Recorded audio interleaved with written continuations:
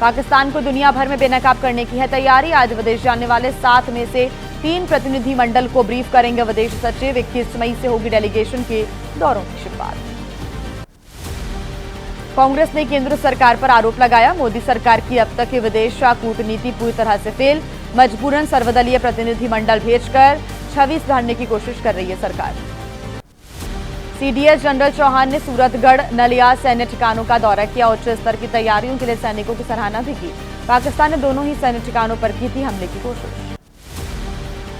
पाकिस्तान ने 4 दिनों में भेजे थे करीब 1000 ड्रोन।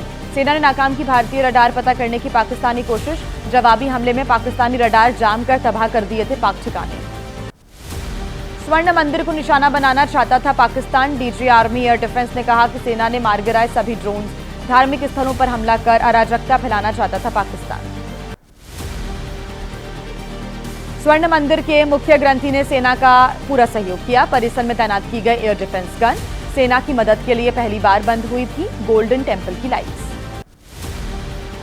सेना की मदद के लिए सीमावर्ती शहरों में खुद सामने आए आम लोग। डीजी आर्मी एयर डिफेंस ने कहा कि रिटायर्ड सैनिकों एक्स एयर डिफेंस गनर्स ने पूछा, आप बताइए हमारा काम।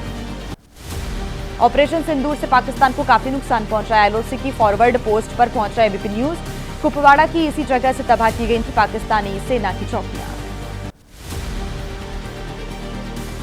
ऑपरेशन सिंदूर के दौरान सेना ने उड़ा दिए पीओके में बने आतंकियों के लॉन्च पैड। रात दिन लगातार नाकाम किए पाकिस्तानी सेना के हमले। मजबूत एयर डिफेंस ने गिरा दिए पाकिस्तानी ड्रोन्स। एलओसी से एबीपी न्यूज की exclusive ground report. Akhnoor sector में सेना ने गिरा दिया पाकिस्तानी ड्रोन, मिसाइल और यूएवी। उड़ा दिया पाकिस्तानी सेना का पोस्ट। भारत पाकिस्तान सीजफायर में ट्रंप का कोई रोल नहीं। सूत्रों के अनुसार संसदीय समिति के सामने विदेश सचिव ने कहा कि अब ट्रंप अचानक बीच में कूदे तो हम क्या करें। सूत्रों के अनुसार संसदीय समिति के सामने विदेश सचिव विक्रम मिस्री ने कहा कि यह भारत पाकिस्तान का द्विपक्षीय मामला उसी तरीके से युद्ध विराम पर फैसला हुआ।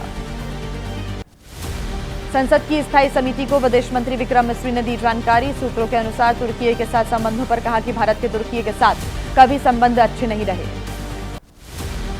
विदेश सचिव विक्रम मिस्री ने के परिवार पर अभद्र टिप्पणी का मामला सोशल मीडिया पर ट्रोल किए जाने की संसद की स्थायी समिति ने आलोचना की। कहा कि इसे स्वीकार नहीं कर सकते। सेना की वीरता और सफलता को कांग्रेस करेगी सलाम। आज से देश भर में जय हिंद सभा का आयोजन होगा। पहलगाम हमले की सुरक्षा छूट पर पूछेंगे सवाल। सिंधु जल संधि को लेकर शिवराज सिंह चौहान का नेहरू पर निशाना। कहा कि नेहरू के समय हुई जल संधि। पीएम मोदी ने संधि की खत्म, अब किसानों के हित में इस्तेमाल होगा पानी। कांग्रेस नेता सचिन पायलट का बीजेपी पर सैन्य कार्रवाई की राजनीतिकरण करने का आरोप। कहा कि सेना सबकी है, किसी एक विचारधारा से बंधी हुई नहीं है। कांग्रेस पार्टी देश के साथ, सेना के साथ। दिल्ली में बीजेपी ने निकाली सिंदूर यात्रा। बड़ी संख्या में महिलाएं भी शामिल हुई। नेताओं ने कहा कि पाकिस्तान को साफ संदेश, जब तक आतंकी ठिकाने खत्म नहीं होते तब तक शांत नहीं बैठेंगे। कर्नल सोफिया पर मंत्री विजय शाह के विवादित बयान पर घमासान जारी। इंदौर में आज एमपी कैबिनेट की बैठक होनी है। विजय शाह बैठक में शामिल होंगे या फिर नहीं, इस पर रहेगी नजर। और आइए आगे बढ़ते हुए आपको फटाफट दिखा देते हैं देश की राजनीति की बड़ी खबरें।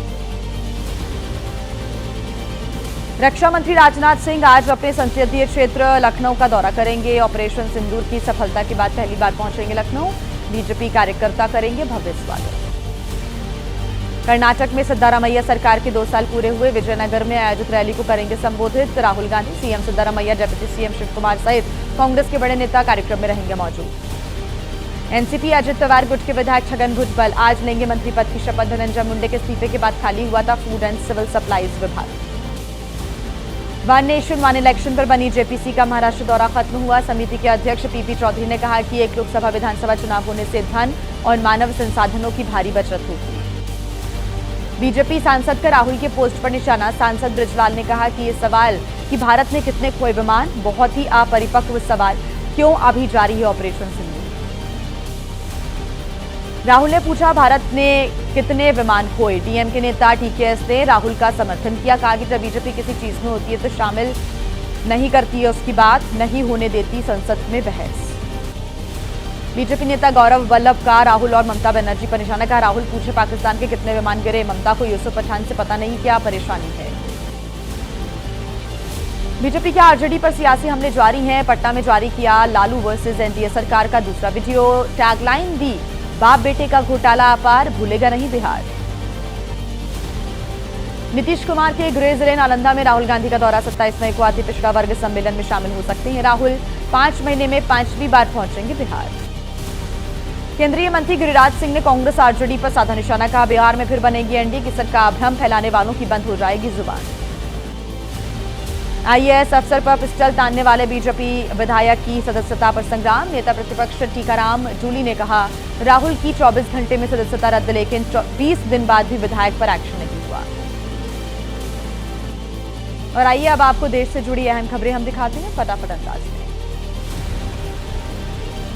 हरियाणा की नूह से गिरफ्तार किए गए पाकिस्तानी जासूस तारीफ की 7 दिन की पुलिस रिमांड। दिल्ली स्थित पाकिस्तान उच्च आयोग में तैनात 2 कर्मचारियों को उपलब्ध करा रहा था खुफिया जानकारी। नूह से गिरफ्तार तारीफ के परिजनों की एबीपी न्यूज से बातचीत। कहा, 3 बार परिवार के साथ पाकिस्तान जा चुका है तारीफ। अगर उसने गद्दारी की है तो मिलनी चाहिए सजा। पाकिस्तान के लिए जासूसी के आरोप में गिरफ्तार ज्योति मल्होत्रा के यूट्यूब अकाउंट के डीपी की जांच। डीपी में ज्योति के पीछे नजर आ रहा है काजीकुंड का बोर्ड। सामरिक दृष्टि से बेहद जरूरी है काजीकुंड।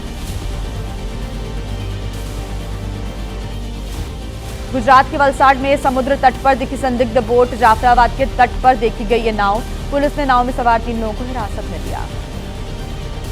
हरियाणा के झज्जर में पकड़े गए 174 बांग्लादेशी नागरिक, 58 पुरुष, 52 महिलाएं और 64 बच्चे शामिल।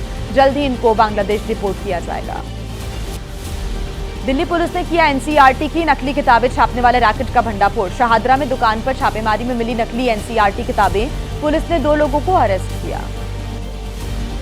दिल्ली पुलिस ने गोदाम से बरामद की 1,60,000 नकली किताबें। बरामद किताबों की कीमत 2 करोड़ 40 लाख रुपए है। आरोपियों के खिलाफ कॉपीराइट एक्ट की धाराओं में मुकदमा दर्ज। वक्फ संशोधन एक्ट मामले पर सुप्रीम कोर्ट में आज सुनवाई। चीफ जस्टिस बीआर गवई की अध्यक्षता वाली बेंच अंतरिम राहत को लेकर उठे सवालों पर विचार करेगी। महिला पहलवानों से यौन शोषण के आरोप का मामला। ब्रजभूषण सिंह से जुड़े मामले में राउज एवेन्यू कोर्ट में आज सुनवाई होगी। गवाहों के बयान किए जा रहे हैं दर्ज। राजस्थान के प्राइवेट स्कूलों में फीस तय करने और रेगुलेट करने का मामला। रिव्यू कमेटी का गठन नहीं किए जाने को लेकर राजस्थान हाईकोर्ट में आज सुनवाई। और आइए अब आपको आगे बढ़ते हुए फटाफट अंदाज में दिखा देते हैं अपराध जगत की बड़ी खबरें। मध्य प्रदेश के नीमच में साइबर सेल की कार्रवाई। साइबर ठगी का शिकार हुए लोगों के करीब 30 लाख रुपए कराए गए रिफंड। लाखों की कीमत के मोबाइल भी उनके मालिकों को लौटाए गए वापस। उत्तर प्रदेश के बस्ती में 5 साल की बच्ची की हत्या। घर से कुछ दूरी पर झाड़ियों में मिली लाश। घर के आंगन में खेलते समय अचानक गायब हो गई थी बच्ची। हरिद्वार में 4 साल की बच्ची के साथ दरिंदगी और हत्या का मामला। बड़ी संख्या में सड़कों पर उतरे लोग, जुलूस निकालकर किया प्रदर्शन। आरोपी को सख्त सजा देने की हो रही है मांग। और आइए अब आपको दिखा देते हैं अलग अलग राज्यों की बड़ी खबरें फटाफट अंदाज में।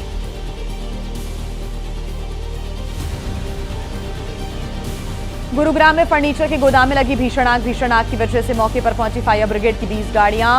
एसडीआरएफ की टीम को भी बुलाया गया। राजस्थान के कोटा में शादी समारोह में हादसा हो गया। स्टेज पर आग लगने से मचा हड़कंप। मौके पर पहुंची फायर ब्रिगेड की 7 गाड़ियों ने आग पर काबू पाया। मुरादाबाद में कपड़ों के गोदाम में लगी आग। गोदाम से उठी आग की ऊंची ऊंची लपटें। घटना से गोदाम के आसपास अफरा तफरी मच गई। जान बचाकर भागते नजर आए लोग।